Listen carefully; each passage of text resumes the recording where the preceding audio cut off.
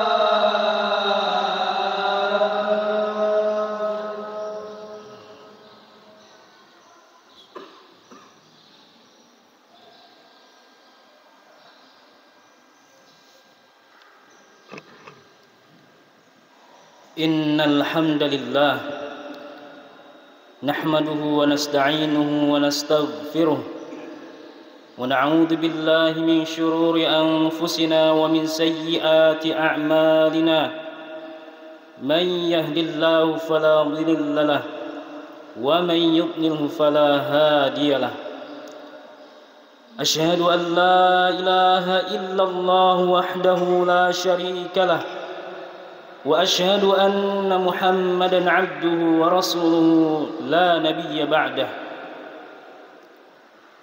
صل وسلم على نبينا محمد وعلى آله وأصحابه ومن تبعهم بإحسان إلى يوم الدين فيا عباد الله أوصيني وإياكم بتقوى الله وطاعته لعلكم ترحمون كقول الله عز وجل يا أيها الذين آمنوا اتقوا الله حق تقاته ولا تموتن إلا وأنتم مسلمون وقال في آية أخرى يا أيها الناس اتقوا ربكم الذي خلقكم من نفس واحدة وخلق منها زوجها وبث منهما رجالا كثيرا ونساء واتقوا الله الذي تساءلون به والأرحام إن الله كان عليكم رقيبا. Segala puji hanyalah milik Allah semata.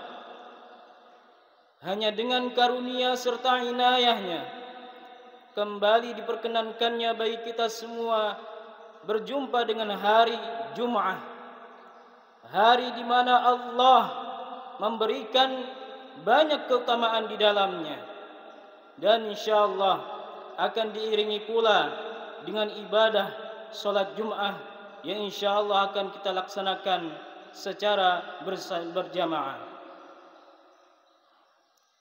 Salawat teriring salam senantiasa tercurahkan teruntuk suri tauladan kita, yakni Nabi Muhammad sallallahu alaihi wasallam. Begitu juga bagi keluarga, para sahabat serta umatnya yang senantiasa istiqamah dalam memelihara serta mengamalkan sunnah-sunnahnya. Perkenankanlah sebelum khatib menyampaikan sidang Jum'ah hari ini, terlebih dahulu khatib menyampaikan wasiat teruntuk diri, keluarga, dan segenap muslimin lainnya agar senantiasa meningkatkan ketakwaannya kepada Allah, karena tiada lain dan hal yang dapat membedakan kedudukan seorang hamba di hadapan Rabb-Nya melainkan dengan ketakwaan yang didasari takwa yang sebenar-benarnya takwa. Ma'asyiral muslimin rahimakumullah. Allah Subhanahu wa taala berfirman di dalam surah Al-Baqarah ayat yang ke-177 yang menerangkan ciri-ciri orang yang benar imannya dan bertakwa kepada Allah Subhanahu wa taala. A'udzu billahi minasy syaithanir rajim. Laisal birra an tuwallu wujuhakum qibala al-masyriqi wal maghribi walakinnal birra man amana ولكن البر من آمن بالله واليوم الآخر والملائكة والكتاب والنبيين وآتى المال على حبه ذوي القربى واليتامى والمساكين وابن السبيل والسائلين وفي الرقاب وأقام الصلاة وآتى الزكاة والموفون بعهدهم إذا عاهدوا والصابرين في البأساء والضراء وحين البأس أولئك الذين صدقوا وأولئك هم المتقون. Kebajikan itu bukanlah menghadapkan wajahmu ke arah timur dan ke barat, tetapi kebajikan itu ialah kebajikan orang-orang yang beriman kepada Allah, hari akhir, malaikat-malaikat, kitab-kitab, dan nabi-nabi, dan memberikan harta yang dicintainya kepada kerabat, anak yatim, orang-orang miskin, orang-orang yang dalam perjalanan atau musafir, peminta-minta, dan untuk memerdekakan hamba sahaya yang melaksanakan salat dan menunaikan zakat, orang-orang yang menetapi janji apabila berjanji, dan orang yang sabar dalam kemelaratan, penderitaan, dan pada masa peperangan. Mereka itulah orang-orang yang benar, dan mereka itulah orang-orang yang bertakwa. Dalam ayat tersebut Allah Subhanahu wa taala menyebutkan 10 ciri khas orang yang jujur dalam imannya dan benar-benar bertakwa kepada Allah Subhanahu wa taala. Bila seseorang menyatakan diri sudah bertakwa kepada Tuhan, namun tidak ada satupun dari ciri tersebut, maka itu pengakuan yang dusta dan tidak bisa diterima. Bila hanya ada sebagian saja dari ciri-ciri tersebut, maka ketakwaan orang tadi belum sempurna. Memang benar, orang bertakwa itu bertingkat-tingkat sesuai dengan kemampuannya dalam mewujudkan ciri-ciri orang bertakwa dalam ayat tersebut dan ayat lainnya pada dirinya. Salah satu ciri khas dari orang yang bertakwa adalah memberikan harta yang dicintainya kepada kerabat, anak yatim, orang-orang miskin, orang-orang yang dalam musafir, meminta-minta, dan untuk memerdekakan hamba sahaya. Mereka adalah orang yang sangat peduli dengan orang-orang yang lemah. Salah satunya dalam sidang Jumat hari ini, khatib akan fokus menjelaskan tentang bagaimana menyantuni dan menyayangi anak-anak yatim. Setiap orang yang bertakwa pasti peduli dengan anak-anak yatim, dan memang Islam sangat peduli dengan nasib anak-anak yatim. Al-Quranul Karim telah menegaskan hakikat berbuat baik dan kepada anak yatim dan melarang merampas hartanya. Allah Subhanahu wa taala berfirman di dalam surah Al-An'am ayat 152, "Wala taqrabu malal yatim illa billati hiya ahsan hatta yablugha ashuddah." Dan janganlah kamu mendekati harta anak yatim kecuali dengan cara yang lebih bermanfaat sampai dia mencapai usia dewasa. Dan di dalam ayat yang lain pada surah Al-Isra ayat 34, "Wala taqrabu malal yatimi illa billati hiya ahsan hatta yablugha ashuddah wa awfu bil ahd innal ahda kana mas'ula." Dan janganlah kamu mendekati harta anak yatim kecuali dengan cara yang lebih berhak, dengan cara yang lebih baik sampai dia dewasa, dan penuhilah janji, karena janji itu pasti dimintai pertanggungjawabannya. Bahkan di dalam Islam menjadikan dosa pemakan harta anak yatim secara zalim sebagai salah satu dari 7 dosa yang bisa membinasakan pelakunya dan memasukkannya ke dalam neraka jahanam. An Abi Hurairah radhiyallahu anhu عن النبي صلى الله عليه وسلم قال اجتنبوا السبع الموبقات قالوا يا رسول الله وما هن قال الشرك بالله والسحر وقتل النفس التي حرم الله إلا بالحق وأكل الربا وأكل مال اليتيم والتولي يوم الزحف وقذف المحصنات المؤمنات الغافلات. Dari Abu Hurairah radhiyallahu anhu, dari Nabi Muhammad sallallahu alaihi wasallam, beliau bersabda, "Jauhilah 7 dosa yang membinasakan." Para sahabat bertanya, "Wahai Rasulullah, apakah ke-7 dosa tersebut?" Nabi Muhammad sallallahu alaihi wasallam menjawab, "Syirik kepada Allah, sihir, membunuh jiwa yang Allah haramkan kecuali dengan yang hak, memakan riba, memakan harta anak yatim, melarikan diri dari medan perang saat sedang berkecamuk, menuduh zina terhadap wanita-wanita merdeka yang menjaga kehormatan, yang beriman dan yang bersih dari zina." Hadis riwayat Bukhari. Rasulullah sallallahu alaihi wasallam juga sangat memperhatikan hak-hak 2 golongan yang lemah di antara muslimin, yaitu anak yatim dan wanita. Mereka adalah kelompok masyarakat yang paling layak untuk mendapatkan perhatian dan perlindungan. Dari Abu Hurairah radhiyallahu anhu, Rasulullah bersabda, "Allahumma uharriju haqqad dhi'fain al-yatim wal mar'ah." Ya Allah, sungguh aku timpakan dosa kepada orang-orang yang menyia-nyiakan hak 2 golongan yang lemah, yaitu yatim dan wanita. Hadis riwayat Ibnu Majah. Hadis ini menegaskan prinsip Islam dan dalam bersikap lembut kepada orang yang lemah, seperti yatim dan wanita. Dalam hadis ini terlihat jelas bahwa Nabi Muhammad sallallahu alaihi wasallam sangat serius dalam memperhatikan hak anak yatim dan wanita.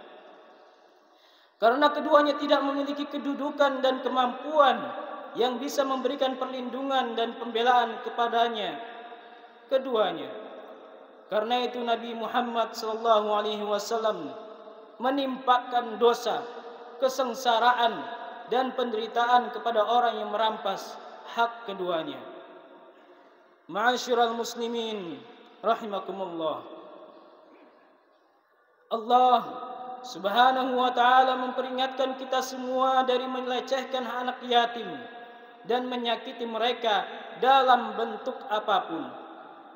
Allah Subhanahu wa ta'ala berfirman di dalam surah yang dimana segenap muslimin pasti hafal dengan ayat ini. A'udzu billahi minasyaitonir rajim.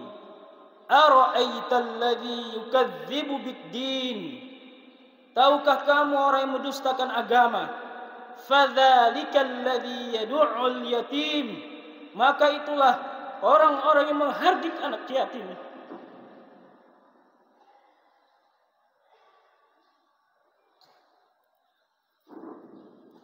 Wala yahuddu ala ta'amil miskin, dan tidak mendorong memberi makan orang-orang miskin. Di dalam ayat yang lain pada surah Ad-Duha ayat 9, Allah Subhanahu wa ta'ala berfirman, "Fa ammal yatima fala taqhar." Maka terhadap anak yatim janganlah engkau berlaku sewenang-wenang. Yang dimaksud dengan firman Allah Subhanahu wa ta'ala tersebut menurut Imam Ibnu Katsir rahimahullah adalah janganlah engkau merendahkannya, berbuat kasar kepadanya, dan janganlah pula menghinanya. Namun berbuat baiklah kepadanya dan bersikap lemah lembutlah kepadanya. Qatadah berkata, hendaknya kamu menjadi seperti seorang ayah yang penuh kasih dan sayang dalam bersikap kepada anak yatim. Sedangkan Imam Al-Qurtubi rahimahullah dalam tafsirnya mengatakan, maksud ayat tersebut adalah janganlah kamu kuasai harta anak yatim secara zalim dan penuhilah hak-haknya. Ma'asyiral muslimin rahimakumullah. Secara umum kita semua sudah mengetahui bahwa menyantuni dan merawat serta mendidik anak yatim merupakan amal yang salih, yang agung, yang pahalanya sangat besar di akhirat. Namun, untuk lebih mengokohkan pemahaman dan memori kita tentang keutamaan mengasuh anak yatim dan menguatkan semangat kita dalam mengamalkannya dengan sebaik-baiknya, ada baiknya kita segarkan kembali ingatan kita mengenai berbagai keutamaan dari menyantuni anak yatim. Dr. Badar Abdul Hamid Humaisah menjelaskan keutamaan menanggung dan mendidik anak yatim serta memuliakan mereka secara ringkas sebagai berikut. Pertama, bagi mereka yang dapat menyantuni dan menyayangi anak yatim akan mendapatkan ganjaran dapat menemani Rasulullah di surga.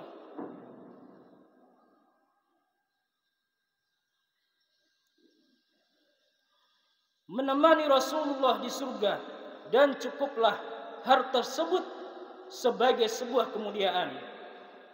Kedua, menanggung anak yatim merupakan sedekah yang pahalanya dilipat gandakan bila anak yatim tersebut dari kalangan kerabatnya, yaitu mendapat pahala sedekah dan pahala menyambung kekerabatan sekaligus. Ketiga, menanggung anak yatim dan menafkahinya merupakan indikasi dari sifat kepribadian yang sehat, lagi fitrah yang suci.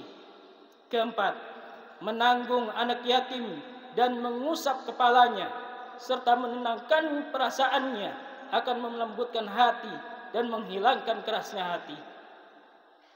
Kelima, menanggung anak yatim merupakan kebaikan besar yang akan didapatkan pelakunya di dunia, baik di akhirat.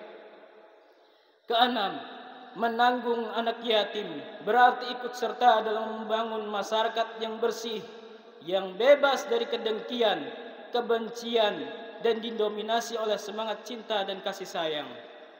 Ketujuh, memuliakan anak yatim dan mengurusnya merupakan tanda cinta orang tersebut kepada Rasulullah sallallahu alaihi wasallam. Kedelapan, menanggung anak yatim akan mensucikan harta dan menjadikan harta tersebut sebaik-baik teman bagi seorang muslim. Kesembilan, menanggung anak yatim merupakan akhlak yang terpuji yang ditetapkan oleh Islam dan pelakunya mendapatkan pujian karenanya. Kesepuluh, dalam menanggung anak yatim terdapat barokah yang turun kepada orang yang menanggung anak yatim tersebut, dan insyaallah rezekinya akan bertambah. Dalam kitab Mawsu'ah Nadratun Na'im. Barakallahu li wa lakum wa nafa'ani wa iyyakum bima fihi minal ayati wadh-dhikril hakim wa taqabbala minni wa minkum tilawatahu innahu huwas sami'ul basir.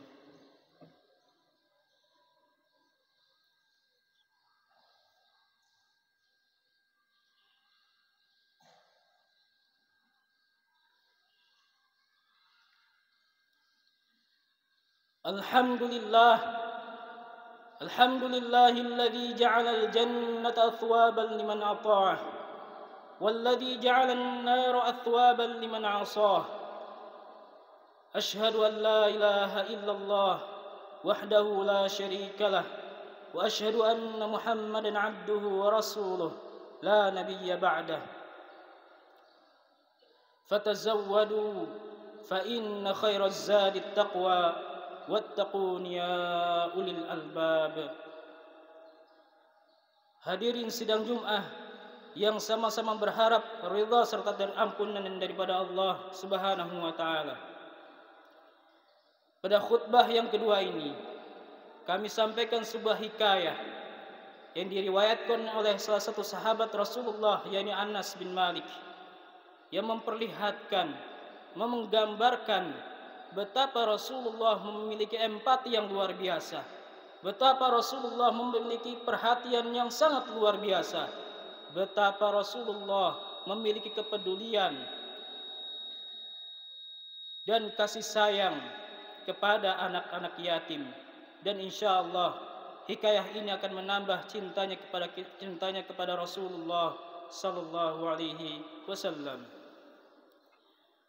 خرج النبي صلى الله عليه وسلم يوم العيد لأجل صلاة العيد فرأى الصبيان يلعبون ووجد الصبيان واقفا يبكي، فقال له النبي صلى الله عليه وسلم وقال له: ما يبكيك أيها الصبي؟ وهو لم يعرف أنه النبي صلى الله عليه وسلم.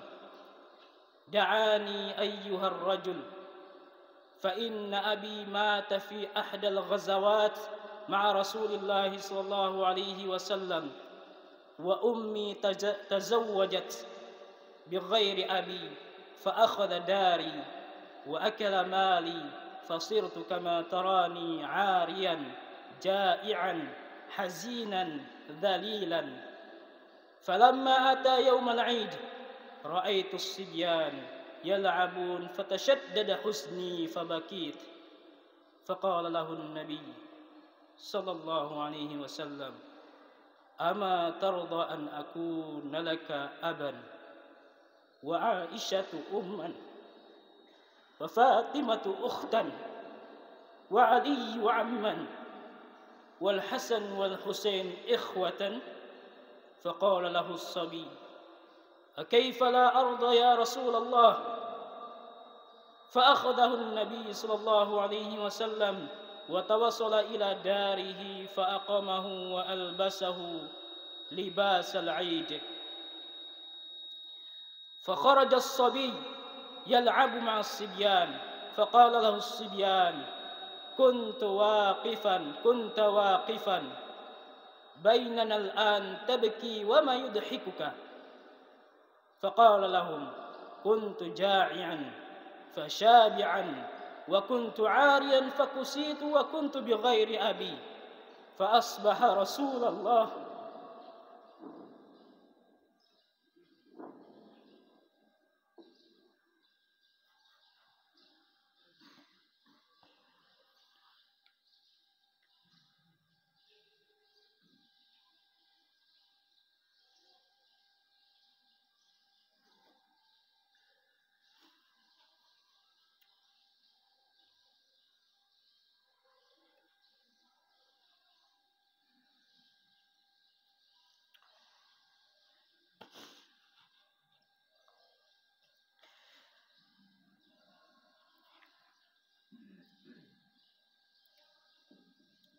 فأصبح رسول الله أبي وعائشة أمي وفاطمة أختي وعلي عمي والحسن والحسين إخوتي. فقال له الصبيان: يا ليت آباءنا ماتوا في أحد الغزوات مع رسول الله.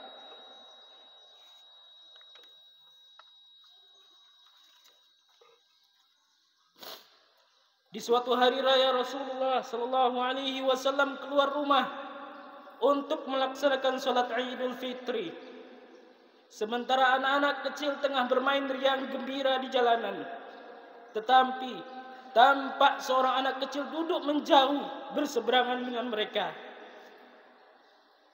Dengan pakaian yang sangat sederhana dan tampak murung, ia menangis. Melihat fenomena ini, Rasulullah segera menghampiri anak tersebut seraya berucap: Nak, mengapa engkau menangis? Kau tidak bermain bersama mereka. Anak kecil yang tidak mengenali bahwa orang dewasa di hadapannya adalah Rasulullah menjawab: Paman, ayahku telah wafat. Ia mengikuti Rasulullah dalam menghadapi musuh-musuh Allah di sebuah pertempuran, tetapi ia gugur dalam medan perang tersebut. Rasulullah Shallallahu Alaihi Wasallam terus mengikuti cerita anak yang murung tersebut sambil meraba kemana ujung ceritanya. Nabi mendengarkan dengan seksama rangkaian peristiwa dan nasib malang yang menimpa anak tersebut. Dan anak tersebut berkata, ibuku menikah lagi. Ia memakan warisanku, peninggalan ayahku, sedangkan suaminya mengusirku dari rumahku sendiri. Kini aku tak memiliki apapun, makanan, minuman, pakaian dan tempat tinggal. Aku bukan siapa-siapa. Tetapi hari ini aku melihat teman-teman sebayaku merayakan hari raya bersama ayah mereka. dan perasaanku dikuasai oleh nasib kehampaan tanpa ayah. Untuk itulah aku menangis. Mendengar penuturan ini Rasulullah Shallallahu Alaihi Wasallam terenyuh. Ternyata ada anak-anak yatim dari para sahabat yang gugur membela agama dan Rasulnya di medan perang mengalami nasib yang malang ini. Rasulullah segera menguasai diri. Rasul yang duduk berhadapan dengan anak ini segera menggenggam tangannya. Nak, dengarkan baik-baik. Apakah engkau sudi bila aku menjadi ayahmu? Aisyah menjadi ibumu? Ali sebagai pamanmu? Hasan dan Husain sebagai saudaramu? Dan Fatimah sebagai saudarimu? Tanya Rasulullah kepada anak tersebut. Mendengar tawaran tersebut, anak ini mengerti seketika bahwa orang yang dewasa yang dihadapannya tidak lain adalah Nabi Muhammad sallallahu alaihi wasallam. Anak tersebut berucap, "Kenapa tak sudi ya Rasulullah?" Jawab anak ini dengan senyum terbuka. Rasulullah kemudian membawa anak angkatnya pulang ke rumah. Di sana anak ini diberikan pakaian terbaik. Ia dipersilahkan makan hingga kenyang. Penampilannya diperhatikan, lalu diberikan wewangian. Setelah beres semua, ia pun keluar dari rumah Rasulullah dengan senyum dan wajah bahagia. Melihat perubahan drastis pada anak ini, para sahabatnya bertanya, "Sebelum ini engkau menangis, tetapi kini engkau tampak sangat gembira." Anak tersebut berucap, "Benar teman-temanku, tadinya aku lapar, tetapi lihatlah, sekarang tidak lagi. Aku sudah kenyang. Dulunya aku memang tidak berpakaian, tetapi kini lihatlah, sekarang aku mengenakan pakaian yang bagus. Dulu memang aku ini yatim, tetapi sekarang aku memiliki keluarga yang sangat perhatian."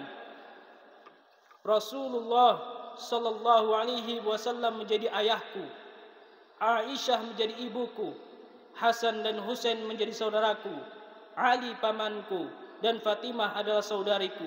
Apakah aku tidak bahagia? Mendengar sahabatnya, mereka tampak menginginkan nasib serupa. Seraya mengatakan, "Aduh, cobalah ayah kita juga gugur pada peperangan tersebut, sehingga kita juga diangkat sebagai anak oleh Rasulullah Sallallahu Alaihi Wasallam." Hadirin sidang Jumat yang berbahagia, demikianlah gambaran berbuat ihsan kepada anak yatim dalam Islam.